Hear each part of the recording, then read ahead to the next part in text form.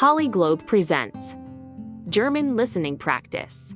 To view the English translation, please turn on the subtitles in the bottom right corner of the video player. Der verlorene Hund. Max war ein 10-jähriger Junge, der einen kleinen braunen Hund namens Bello hatte. Bello war freundlich und liebte es, mit Max im Garten zu spielen. Jeden Tag verbrachten die beiden Zeit zusammen und hatten viel Spaß. An einem regnerischen Tag konnte Max nicht mit Bello spielen.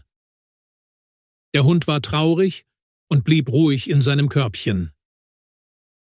Max hoffte, dass sie am nächsten Tag wieder draußen spielen könnten. Am nächsten Morgen schien die Sonne. Max ging in den Garten, aber Bello war nicht da.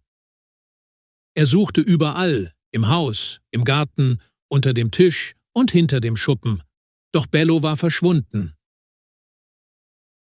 Max machte sich Sorgen. Er fragte seine Mutter, ob sie Bello gesehen hatte, aber sie hatte ihn nicht bemerkt.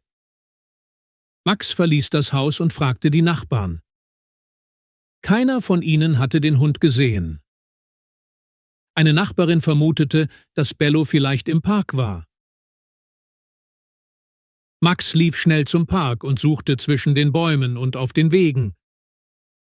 Aber auch dort war Bello nicht zu finden. Er ging weiter zum Supermarkt, um nachzufragen, doch auch dort hatte niemand den Hund gesehen. Eine Verkäuferin schlug vor, zur Polizei zu gehen. Bei der Polizei erklärte Max die Situation. Er beschrieb Bello als kleinen braunen Hund mit einer schwarzen Nase. Der Polizist notierte die Informationen und versprach zu helfen. Max ging traurig nach Hause. Vor der Haustür wartete jedoch eine Überraschung. Bello saß dort und wedelte mit dem Schwanz. Max war überglücklich. Seine Mutter erklärte ihm, dass ein freundlicher Mann den Hund gefunden und zurückgebracht hatte. Für Max war Bello nicht nur ein Haustier, sondern sein bester Freund.